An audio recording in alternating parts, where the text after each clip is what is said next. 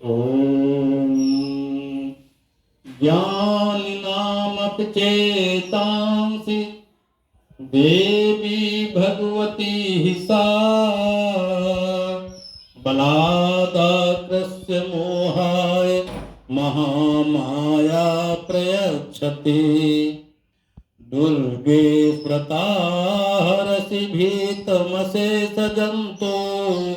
स्वस्थै स्मृता मतिमते शुभां ददातु दारिद्र्य दुःख भयहारिणिका त्वदन्या सर्वोपकार करणाय सदा चित्ता सर्वमंगल मांगल्ये शिवे सर्वार्थ साधिके शरणे त्र्यंबके गौरी नारायणी नमोस्तुते। बोले माँ भगवती दुर्गे मैया की जय। प्यारे नवरात्र व्रत रहने वाले साधकों, इस बार हमारा जो ये शरद ऋतु का नवरात्र है 15 अक्टूबर से प्रारंभ हो रहा है। कलश स्थापन के विषय में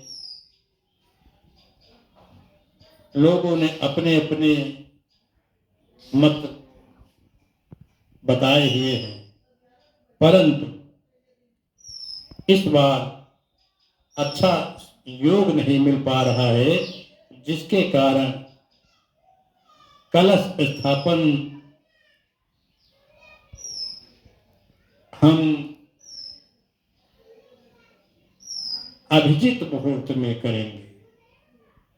अभिजित मुहूर्त 11:36 से लेकर 12:24 तक है। कलश स्थापन इसी मध्य में हो जाना चाहिए। आसान विधि है। अगर आप घर में ही कलश स्थापन करना चाहते हैं तो संपूर्ण तैयारी सब पहले से ही कर लें। कलश ले करके उसमें उसके गले में कलावा मौली बांध दें, रोली से स्वास्तिक बना दें। कलश के अंदर एक हल्दी की गांठ, एक सिक्का रुपया, एक सुपारी और पुष्प गंगा जल डाल करके जल भर करके उसको तैयार करके रख लें। जहां पर कलश स्थापन करना हो वहां पर आटा से हल्दी से अष्टदल कमल बनावें। उसके ऊपर एक मिट्टी का कटोरा या कटोरा के अभाव में बालू अथवा मिट्टी मिले हुए एक दिन पहले जो भीगी हुई हो, उन जौ को उस मिट्टी या बालू में मिला करके गीले करके अष्टदल कमल के ऊपर डाल दें और उसी पर कलश स्थापित करें। अगर मिट्टी का कटोरा मिल जाता है तो कटोरे में ही मिट्टी अथवा बालू में एक दिन पूर्व भीगी हुई जौ मिला करके रख ले और उसी के ऊपर फिर अष्टदल कमल बना करके कलश स्थापन करेंगे। कलश स्थापन के बाद उसमें आम्र पल्लव रख करके बीच में पूर्ण पात्र ऊपर रखेंगे। पूर्ण पात्र उसको कहते हैं मिट्टी का कटोरा हो, मिट्टी का प्याला हो, अथवा अगर ताम्र कलश है, तांबे का कलश है तो उसमें तांबे की कटोरी हो, उसके ऊपर चावल रख ले। चावल रख करके रख दे और इसके ऊपर नारियल, जल वाला नारियल, जिसमें पूरा जल भरा हुआ जल वाले नारियल को मौली से, कलावा से अथवा लाल वस्त्र से लपेट करके उसके ऊपर स्थापित करें।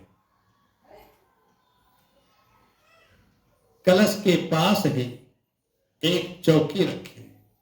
चौकी पर माता के आसन के लिए लाल वस्त्र बिछा दें, नया लाल वस्त्र हो। उस चौकी के ऊपर एक मिट्टी के प्याले में अथवा चांदी की कटोरी हो या नई धातु की कटोरी हो, उसमें चावल रख करके ऊपर हल्दी का स्वास्तिक बनाकर सुपारी मौली से लपेटे हुए 2 सुपारी रखी, अथवा 1 सुपारी गणेश जी की और गौरी के रूप में गोबर की गौरी बना सकते हैं, गोमय की, गौ के गोबर की, अथवा गोबर न मिलने पर सुपारी की ही मौली लपेट करके गौरी बना करके गौरी गणेश की स्थापना कर लेते हैं।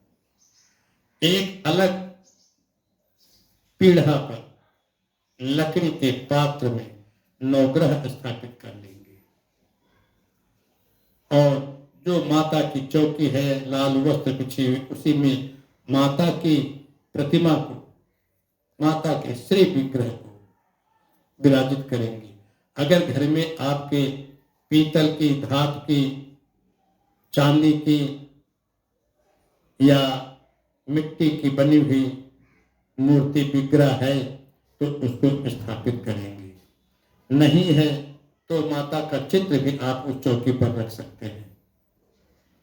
इस प्रकार से स्थापित करके दीपक सामने ही रखेंगे। दीपक के नीचे पीले अथवा लाल रंगे हुए चावल से स्वास्तिक बना करके उस पर दीपक स्थापित करेंगे। दीपक तिल के तेल का हो तो ठीक है, क्योंकि वो खंडित नहीं होता है।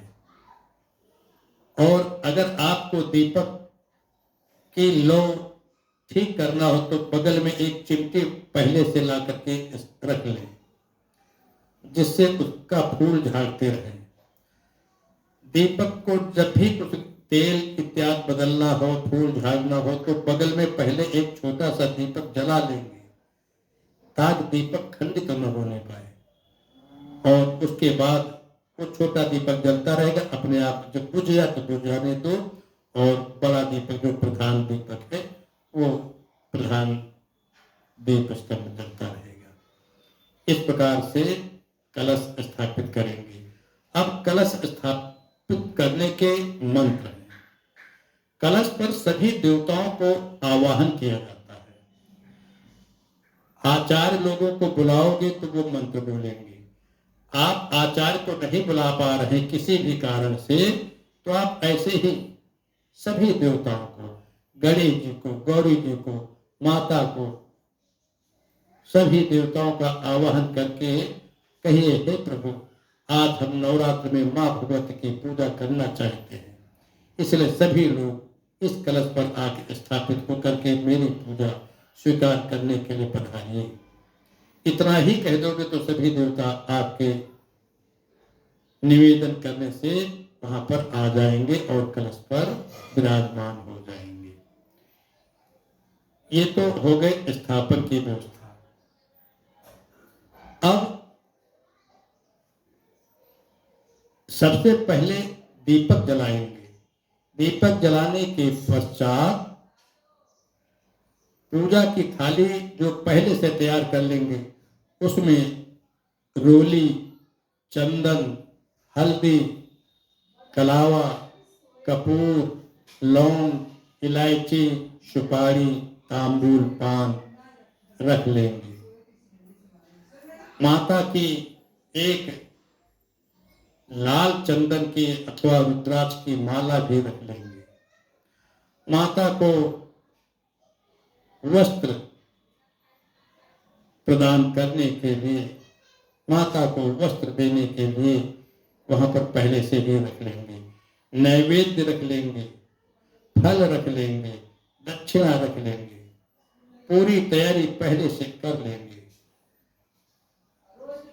पवित्रता से अपने आसन पर पूर्व की तरफ मुड़ करके अथवा उत्तर की तरफ मुड़ करके बैठेंगे। इस प्रकार से माता का पूजन प्रारंभ करेंगे और सबसे पहले गणेश जी का ध्यान करेंगे। नहीं मंत्र आते हैं तो श्रीमन महागणाधिपतये नमः इतना कह करके जल 4 बार जल चढ़ाएंगे। अम्बे भगवते गौरे नमः 4 बार जल चढ़ाएंगे। 9 ग्रहों पर सूर्यादि 9 ग्रहादित्य नमः इतना कहकर 4 बार जल अर्पित करेंगे। इसके बाद वस्त्र अथवा मौली से कलावा से वस्त्र 2 वस्त्र निवेदन करेंगे। ऐसे ही माता को भी 4 बार जल अर्पित करेंगे। पहले एक बार हे माँ, ये ध्यान करोगे कि हम माता के चरण धो रहे हैं। दूसरा जल ये कह करके दोगे कि हम माता के हाथ धुला रहे हैं। तीसरा जब जल दोगे तो ये ध्यान में रहे कि हम माता का मुख आचमन करा रहे हैं। चौथी बार जो जल दोगे उसमें यह आपका ध्यान रहे कि हम माता के पूरे अंगों का स्नान करा रहे हैं। अगर आपके पास धातु की माता का विग्रह है, जैसे यहाँ पर ये विराजमान है माता, तो उनका किसी पवित्र थाली इत्यादि धातु के पात्र में विराजमान करके सबसे पहले जल से स्नान कराएंगे, फिर गंगा जल से स्नान कराएंगे, फिर गो दुग्ध से स्नान कराएंगे, दही से स्नान कराएंगे, गोघृत से स्नान कराएंगे, मधु से स्नान कराएंगे, शक्कर से स्नान कराएंगे। इसके बाद शुद्ध जल से स्नान कराकर शुद्ध वस्त्र से साफ करके चौकी पर विराजमान करेंगे। माता की चुनरी पहनाएंगे, ऊपर के दुपट्टा पहनाएंगे, जो भी वस्त्र पहनाएंगे, माता का श्रृंगार की वस्तुएं निवेदन करेंगे और इस प्रकार से माता को सभी देवताओं को पहले रोली लगाएंगे, रोली के बाद हल्दी लगाएंगे, हल्दी के बाद चंदन लगाएंगे, चंदन लगाने के बाद फिर पुष्प समर्पित करेंगे। माता को लाल पुष्प चाहिए, गणेश जी को गौरी जी को लाल पुष्प चाहिए, अन्य देवताओं को लाल सफेद पीले पुष्प चढ़ते हैं। इस तरह से पुष्प चढ़ाने के बाद माता को पुष्पों की माला अवश्य चढ़ाना है। कलश पर भी एक माला चढ़ाना है। यज्ञोपवीत एक यज्ञोपवीत कलश पर अवश्य चढ़ाना है और एक यज्ञोपवीत गणेश जी को। इस प्रकार से माता को धूप बत्ती दिखाएंगे। धूप बत्ती दिखाने के बाद घी की बत्ती जला करके अथवा कपूर की बत्ती जला करके माता को, गणेश जी को, गौरी जी को, कलश को, नवग्रहों को दिखाएंगे।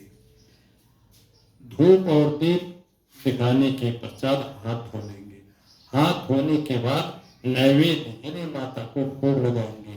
सबसे पहले गणेश जी को, गौरी जी को, कलश को, नवग्रहों को भोग लगाएंगे। भोग में खोए के मिष्ठान हो तो उत्तम है। उपलब्ध न होने पर कोई भी मिष्ठान। इसके बाद फल प्रदान करेंगे।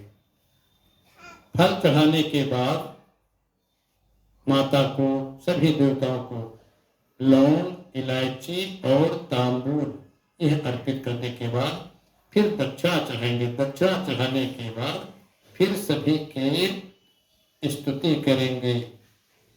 उनकी प्रसन्नता के लिए कुछ मंत्र, श्लोक, गीत इत्यादि कुछ बोलेंगे और इस प्रकार से करने के बाद फिर क्षमा याचना करके माता की आरती करेंगे।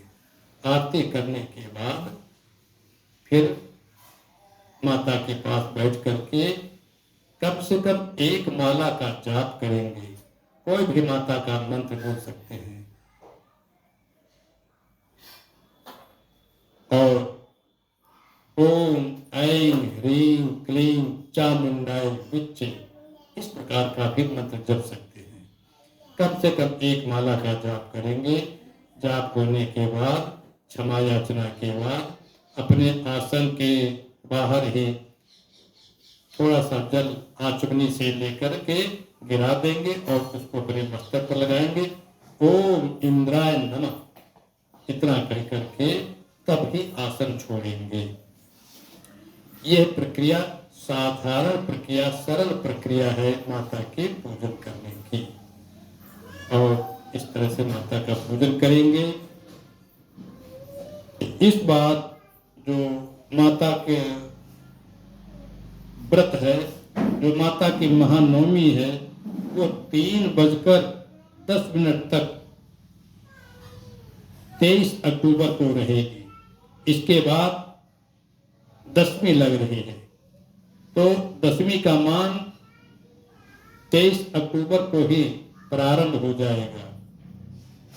तो 3:10 के पहले ही माता का हवन इत्यादि पूजन पूर्ण कर लिया जाएगा। और माता के व्रत जो 9 दिन तक व्रत रहते हैं, वो इस व्रत का पारण 24 तारीख को प्रातः दशमी रहेगी, प्रातः काल ही करेंगे। और जो लोग माता की प्रतिमा को स्थापित करके पूजन करते हैं, वो 21 अक्टूबर को प्रतिमा की स्थापना करेंगे और वो नवमी के दिन 3:10 के बाद विसर्जन कर सकते हैं, अथवा 23 तारीख को अथवा 24 तारीख को प्रातःकाल विसर्जन कर सकते हैं। बोले अम्बे मैया की जय।